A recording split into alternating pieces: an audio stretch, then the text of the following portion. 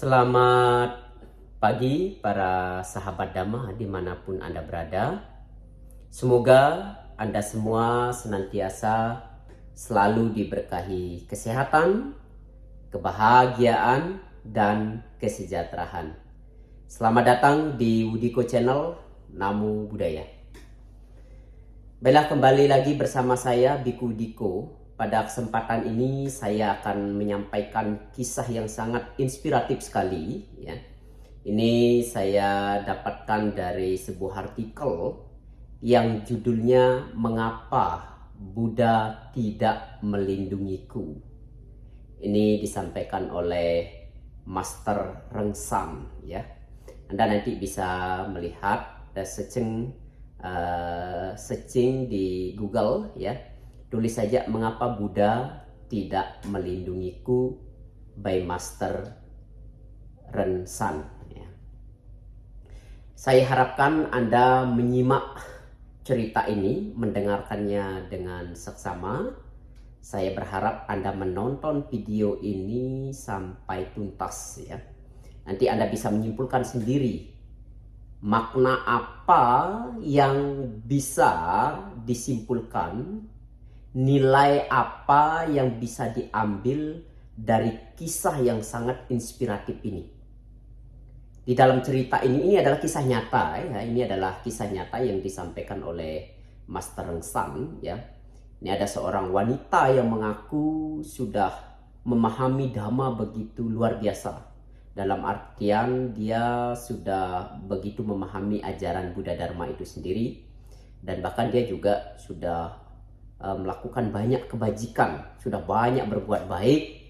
Namun di situ dikisahkan kenapa dia sudah banyak melakukan kebajikan, sudah sering melakukan perbuatan baik, tapi justru malah akibat karma buruk atau hal-hal buruk yang diterima.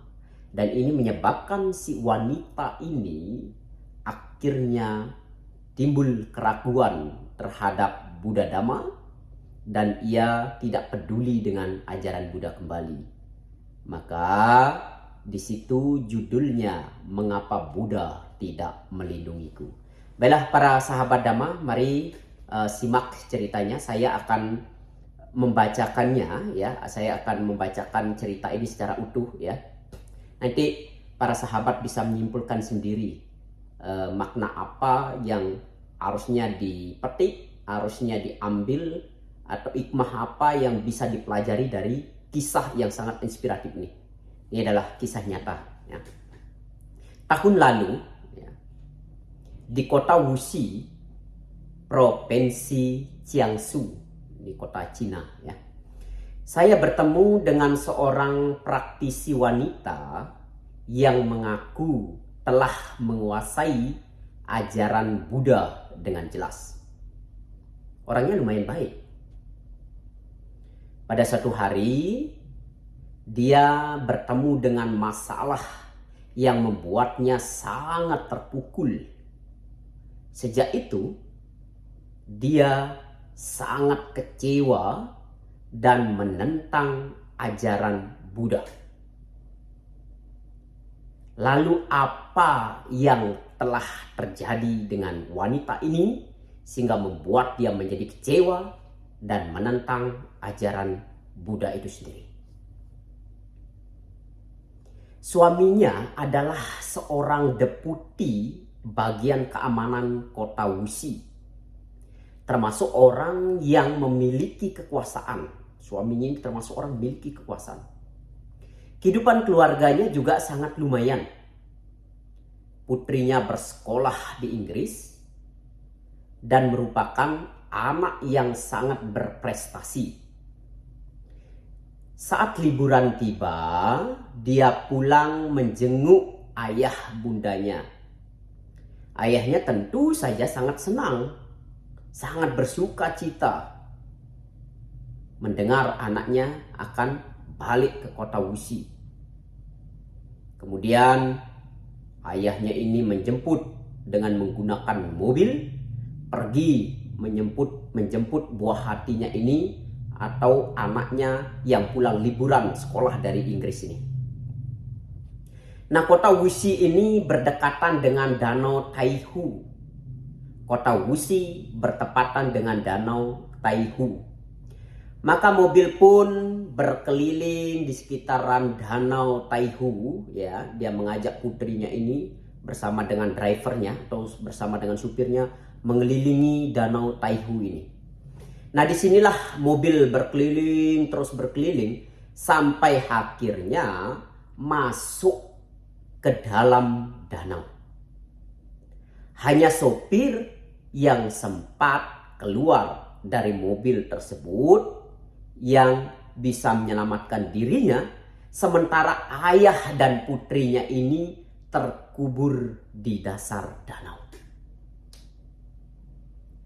Nah, ketika praktisi wanita ini mendengar kejadian tragis yang menimpa suami dan putrinya, bagaikan sambaran petir di siang bolong, kita juga dapat memahami bagaimana perasaannya saat itu.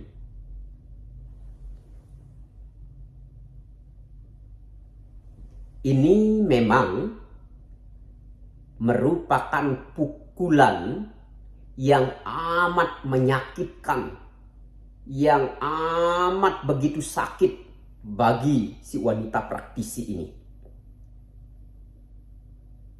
Nah, jika hanya belajar Buddha Dharma, jika hanya belajar ajaran Buddha, tidak memahami hukum karma, jika hanya belajar Buddha Dharma tapi tidak memahami hukum karma, di dalam menghadapi masalah ini pasti hatinya akan mundur. Pasti keyakinannya akan mundur. Pasti batinnya akan hancur. Jika hanya belajar Buddha Dharma saja tapi tidak memahami hukum karma, maka keyakinan seseorang akan mundur. Maka itu dia bertanya di dalam hati, si wanita praktisi ini bertanya ke dalam batinnya, mengapa Buddha tidak melindungiku?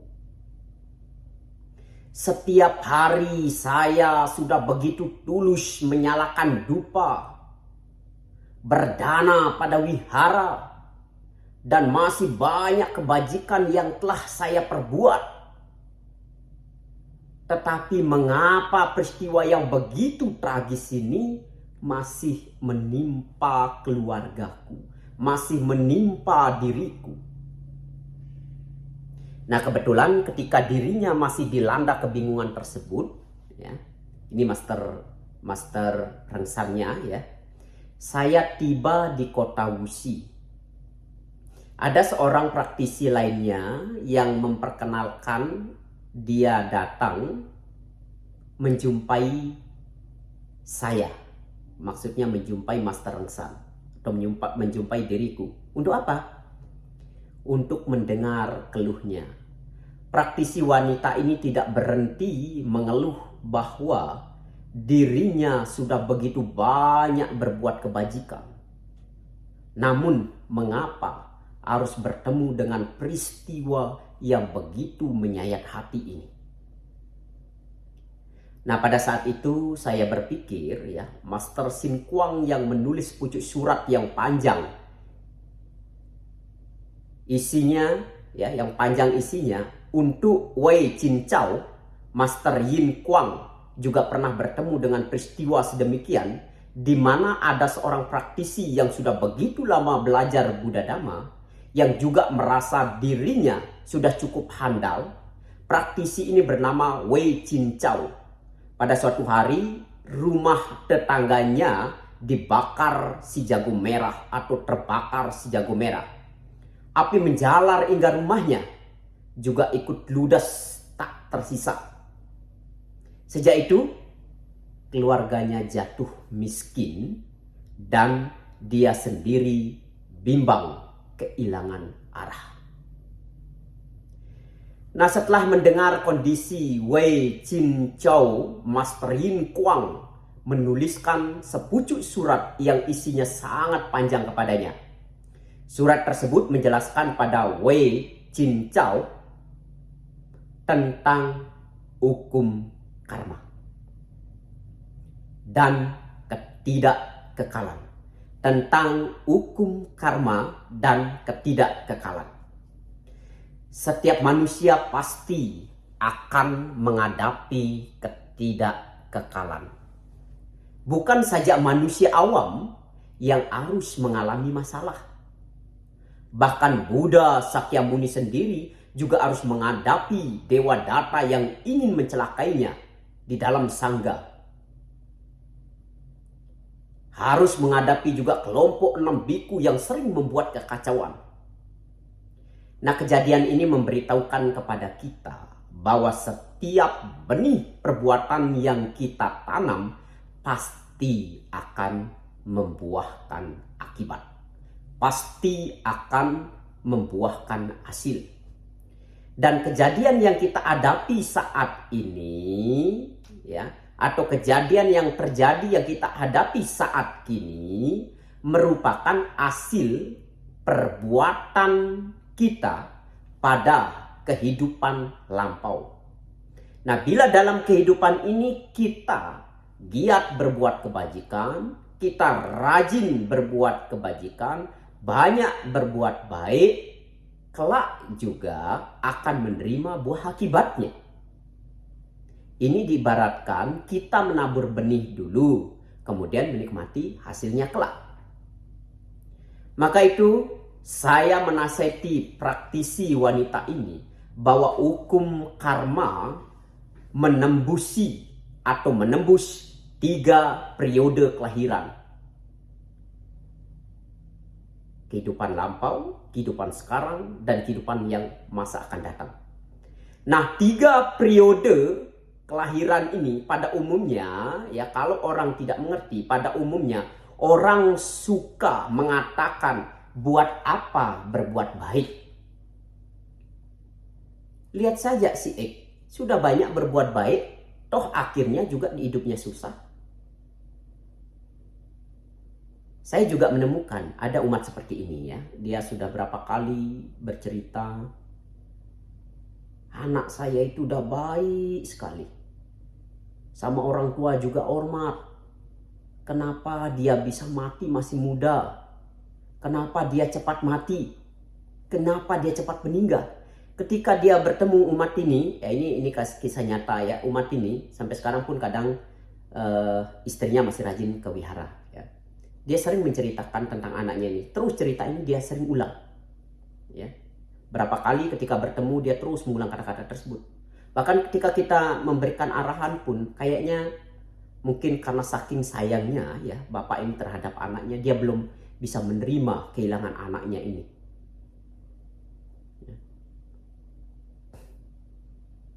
Maka untuk itu, ya, jika Anda berpikir demikian logikanya, untuk apa berbuat baik atau juga menerima kesusahan, ya, toh nanti kita menerima akibat karma buruk. Logikanya para tahanan di penjara adalah orang-orang yang berbuat baik. Menurut Anda teori ini masuk akal tidak? Apakah orang-orang yang di penjara itu orang berbuat baik? Tidak. Maka jangan hanya karena akibat buruk yang diterima pada saat sekarang ini lalu membuat Anda tidak mau lagi berbuat kebajikan. Justru ini akan merugikan diri Anda sendiri. Seperti umat yang sering menyampaikan kisahnya ini, ya, ketika datang kepada Bante, ya, dan memang waktu beberapa kali juga saya ikut sembahyang, ya, ketika anaknya meninggal ini di balai leluhur sini, dia sering menyampaikan itu. Bahkan dia sampai kecewa, padahal kita sudah sering sembahyang, sudah sering pai pekong, ya, sudah sering pai dewa, tapi mengapa anak saya cepat diambil? Nah, ini kalau kita tidak memiliki pemikiran yang bijaksana, kalau cara berpikir kita sempit seperti ini, maka kita sendiri yang rugi. Karena apa yang kita terima juga pada saat sekarang ini itu tidak terlepas dari apa perbuatan yang dulu atau kehidupan-kehidupan sebelumnya pernah kita lakukan, sehingga pada saat ini buah karma buruk itu harus kita terima, maka harus kita terima, dan masih berbuah karma buruk itu mestinya kita terima, maka di dalam kehidupan ini akhirnya kita menerimanya juga. Tapi apa yang kita lakukan, perbuatan baik apa yang sudah sering kita lakukan pada kehidupan sekarang ini, itu akan menjadi sumber kebajikan kita. Dan itu juga akan tetap kita terima. Tetapi kalau kita berpikir sudah banyak berbuat baik, kemudian kita hanya menerima karma buruk dan kita tidak mau berbuat baik lagi, maka disinilah akan membuat kita rugi dan keyakinan kita pun akan menjadi mundur. Maka kita harus memahami hukum karma, hukum sebab akibat ini. Bahwa 3 dimensi kehidupan lampau, sekarang, dan akan datang ini saling berkaitan. Jadi tidak hanya akibat yang kita terima pada saat sekarang ini, tidak hanya pada perbuatan kita pada kehidupan ini. Tetapi dalam kehidupan sebelumnya juga saling berkaitan dengan kehidupan sekarang ini. Nah, tentunya tidak masuk akal ya. Maka itu ya, seperti kalau orang berbuat baik kemudian masuk penjara, itu tidak masuk akal.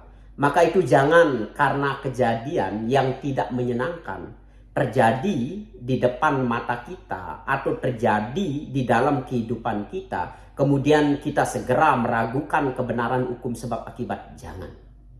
Jangan pernah meragukan hukum sebab akibat, karena hukum sebab akibat ini tidak mengenal apapun keyakinan atau agamanya, pasti berlaku, dan ini adalah hukum universal ya. Tidak hanya berlaku bagi kita yang berkeyakinan kepada Buddha Dharma saja, tidak, tetapi semua manusia akan berlaku hukum sebab akibat ini. Ini adalah hukum universal ya. Maka praktisi jika tidak memahami jika tidak memahami hukum karma menembus 3 dimensi periode kelahiran, maka jika di dalam kehidupan keseharian bertemu dengan masalah, di dalam kehidupan keseharian bertemu dengan musibah, terjadi atau menghadapi satu musibah, maka keyakinan orang tersebut akan goyah dan bisa saja akan meninggalkan keyakinan awalnya dan memilih keyakinan yang berbeda. Dan di sini saya ingatkan kepada para sahabat Dhamma, maka belajarlah Buddha Dhamma. Selain belajar Buddha Dhamma dengan baik, maka pahamilah hukum karma atau hukum sebab akibat ini. Karena hanya dengan memahami hukum sebab akibat ini, ketika kita memperoleh satu musibah, ketika terjadi masalah di dalam kehidupan kita, maka di situ kita akan memiliki cara berpikir, cara pandang yang bijaksana. Sehingga kita tidak mudah untuk menyalahkan orang lain, bahkan kita tidak menyalahkan Buddha. Mengapa Buddha tidak melindungiku? Buddha itu menunjukkan dan memberikan arahan, memberikan jalan, menunjukkan jalan kepada kita. Kitalah yang mempraktekannya, kitalah yang menjalankannya. Semoga dari kisah inspiratif ini Anda bisa mengambil makna atau nilai moral apa yang terkandung, nilai moral apa yang penting yang bisa dipraktekkan di dalam kehidupan Anda. Maka dengan Anda mendengarkan cerita inspiratif ini, kalau Anda mendengarkannya dengan baik, Anda pasti akan mendapatkan poin penting yang ada di dalam kisah inspiratif ini. Demikian, semoga semua makhluk hidup berbahagia. Sabe sata bawantu sukitata. Namo Buddhaya.